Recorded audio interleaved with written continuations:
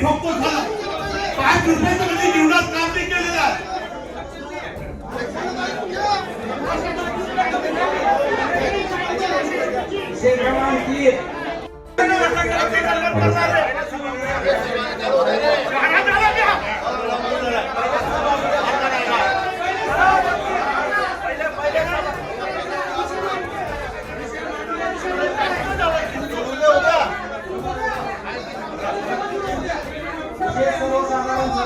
पहिला विषय करून घ्या.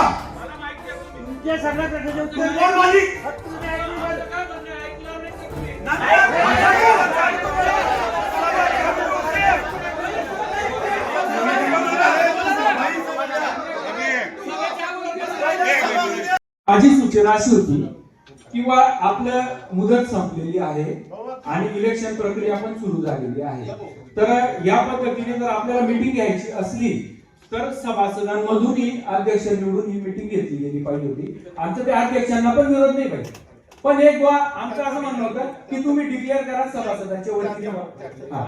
तर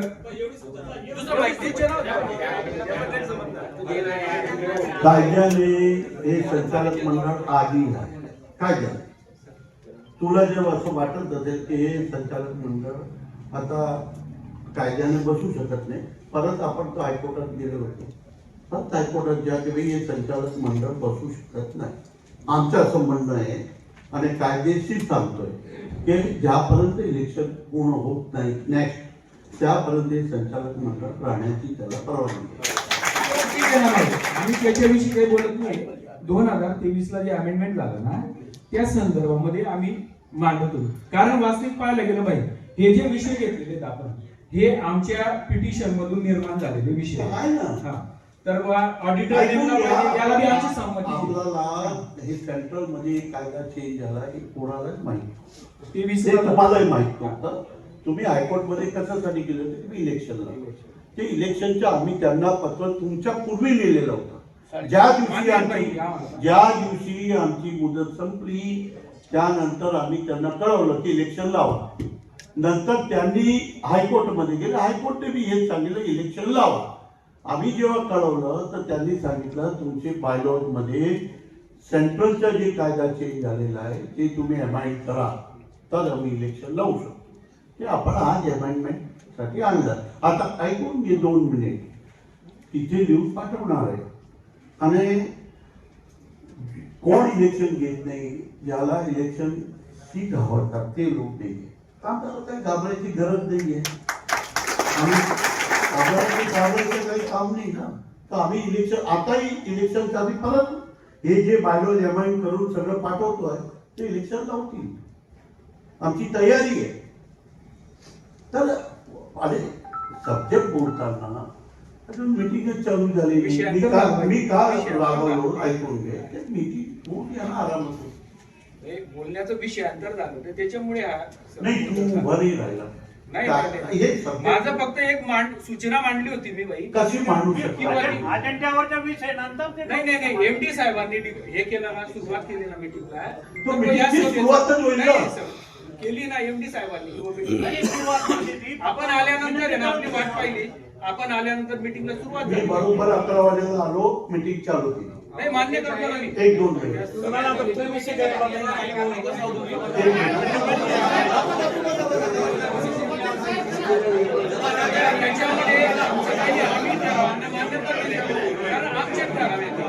फक्त आमचा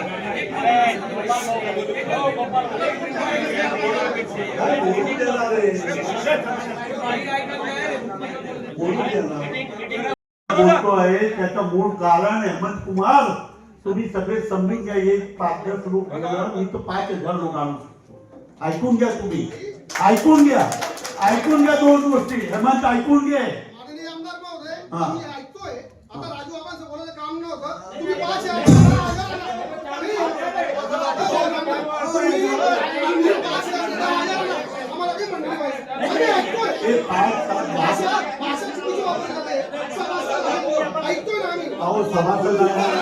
सभासद आहे ना तो मीटिंग कशी चालू. 2 मिनिट आम्ही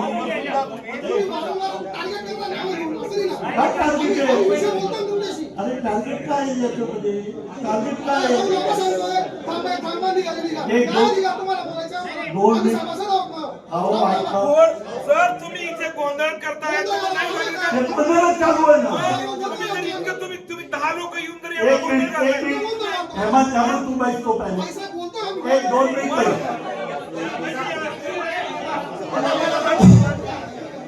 एक मला सांगा, देखो आताही मी मीटिंग संपून निघू शकतो, तुम्हाला प्रॉब्लेम आहे, ऐकून घ्या पाहिजे. मीटिंग चालू झाली, कोण उठलं? काय सिस्टम आहे? काय काय सिस्टम काय नाही? काय सिस्टम आहे? काय सिस्टम आहे? तुम्ही बसा. नाही मी नाही बोलू द्या, तुम्ही बसा. ऐकून घ्या, ऐकून घ्या. सिस्टम काय आहे? मीटिंग चालू व्हायची, मीटिंग शांतीने जे काही तुम्हाला बोलायचं आहे बोलू दिलं असतं मी, कारण आम्ही काही चोऱ्यांनी केलेली, त्यामुळे बोलायचा काही संबंध नाहीये. पण सिस्टम हे आहे की आपली जो MD आहे त्यांनी मीटिंग चालू केली, सगळे सब्जेक्ट घ्या, संपल्यानंतर एकाने उभा राहायला पाहिजे होता की भाई आम्हाला बोलायचं. मीटिंग झाल्यानंतर विषयावर बोला ना.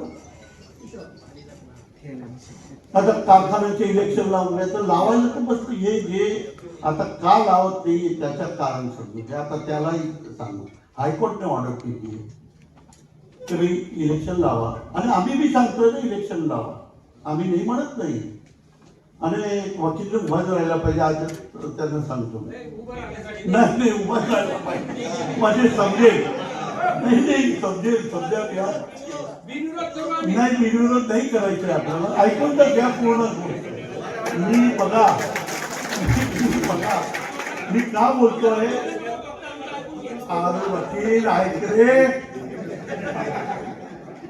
सगळं मी तुझ्या सगळं पाहिलेलं आहे, सगळं वाचतो मी, काय काय बोलतो, काय काय देतो, मला माहिती आहे सगळं. आता अयोग्य जायला नाही, उभा राहिलाच नाही पाहिजे ना, पहिले मीटिंग चालू व्हायला पाहिजे ना. ते मीटिंग झालं पाहिजे पूर्वीच. नाही दुसऱ्या त्या काय होतं, एक मिनिट हेमंत तू नको बोलू. शिवसेना त्यांनी काय केली, इलेक्शन लावा. काय बोलले तुम्ही? मुदत संपली आहे, ऐकून घे, ऐकून घे. मुदत संपली आहे, इलेक्शन लावा. हा मग काय बोलणार, चल या. त्याचा जबाब देतो ना, तू शांती नाही आहे, शांती नाही आहे, मी बोलतो ना, जबाब देतो ना. बोल आता काय बोलणार.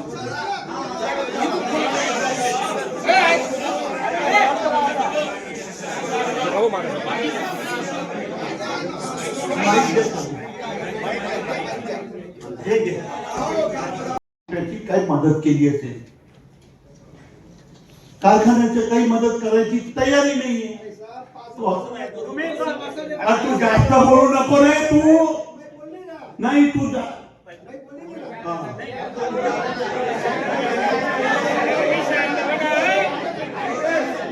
तुम्हाला जे करता येते ना भाऊ, आम्हाला करता येते. तुम्हाला जे बोल ऐकून घे भाऊ, तुला जे करता येते ना आम्हाला सगळं करता येते. आम्ही तालुक्यामध्ये शांतता ठेवतो आणि शांतताने मीटिंग होते.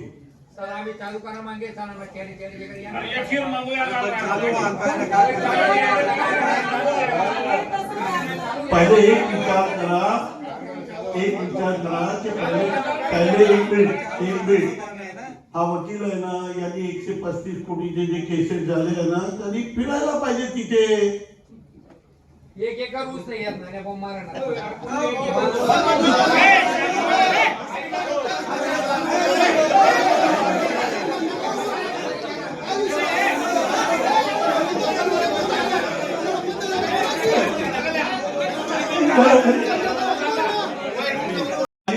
आणि उभे राहून गेले, म्हणजे काय सिस्टम आहे का नाही? काय त्याच्यामध्ये जे काही लिगल आहे ते आपण करू ना.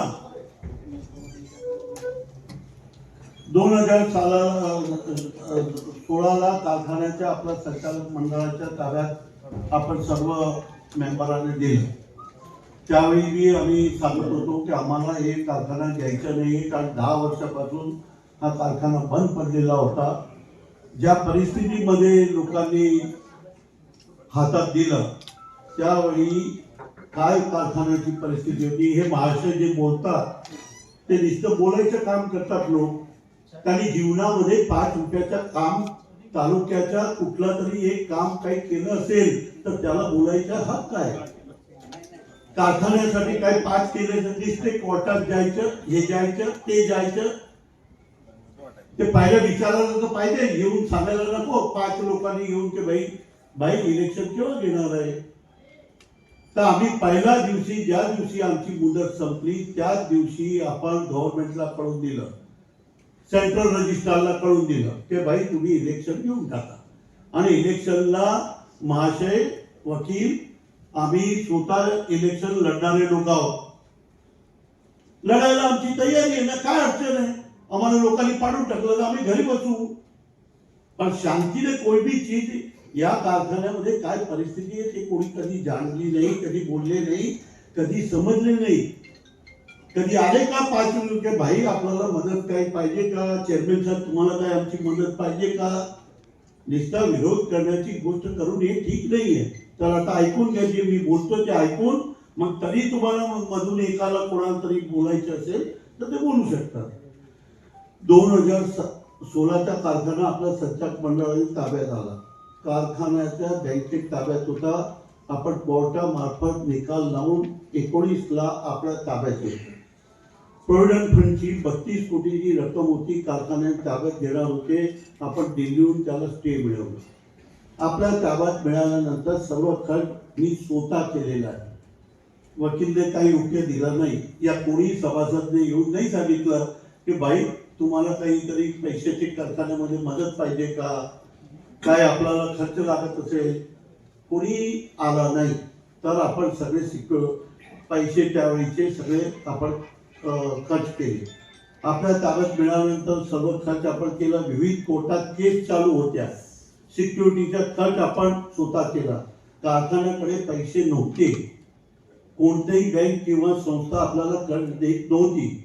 यातून मार्ग काढून आपण डीडीसी बँक मिळवून कारखाना भाडे तत्वावर देण्याचे ठरवले.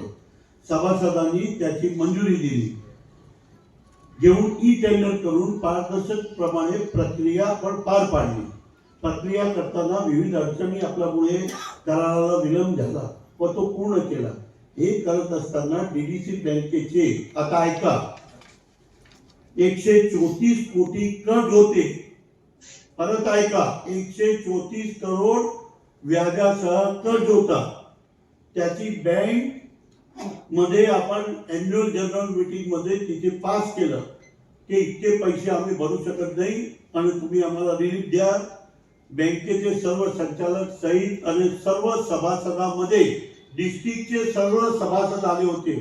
त्यांच्या थ्रू आपण 100 कोटी रुपये माफ करण्याचा ठराव केला. ते ठराव असं नाही झाला. ठराव करून मग आपण त्याच्यावर 32 कोटीवर आपण आणायला सांगितलं आणि ते ठराव झाला. त्याच्या व्याज दर त्यावेळी 17% होतं, ते आता आपण 6% आणलं.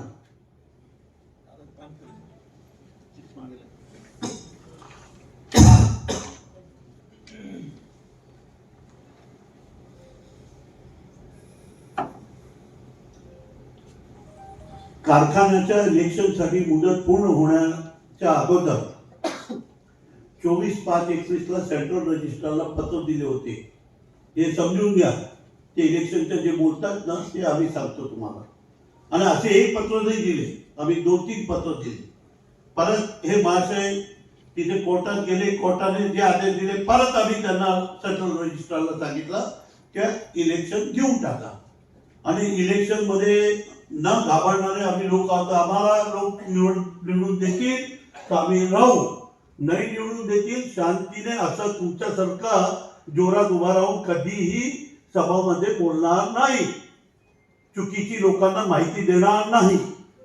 आता आपण भाडे तत्वावर दिले आहे. ते महासेवा शुगर याचं काम जोरात चालू आहे.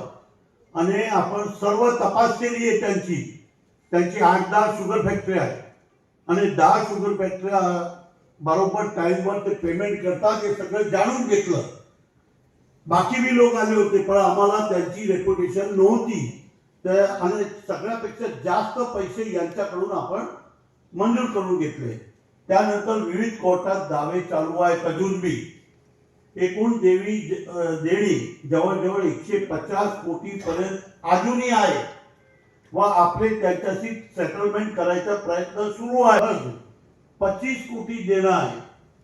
ते महाशय जितके आता कारखान्याचे चेअरमॅन होऊन गेले, सगळे संचालक होऊन गेले, सगळे मोठी गोष्ट करून गेले. 82ला पैसे घेतले होते ते त्यांनी भरले नाही. त्यामुळे आपल्याला व्याज तर अजून वेगळं आहे पण 25 कोटी देणं बाकी आहे. बँक ऑफ बरोडाचा 14 कोटी रुपये बाकी आहे. सेल्टेक्स इतर 20 कोटी बाकी आहे. डीडीसी बँकेचे 32 कोटी जे आपण सेटलमेंट केलं ते आहे. प्रॉव्हिडंट फंड 32 कोटी रुपये देण्याचं बाकी आहे. इतर व्यापारी देणे 2 कोटी बाकी आहे. असे एकूण 150 कोटी रुपये नाही 150 कोटी अजूनही देणं बाकी आहे. त्याचे आपण लढाई लढून राहिलो. कोर्ट कचेऱ्या करतो आहे. सेटलमेंटची भाषा आपण करतो आहे.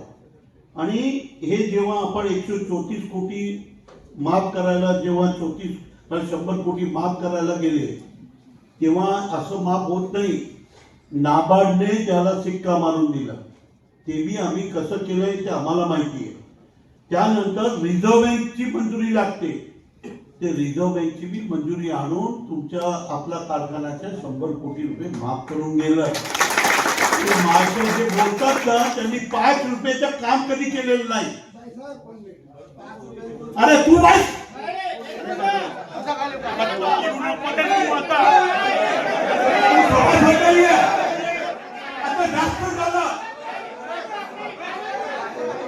हे आम्हाला समजून घ्यायचं होतं.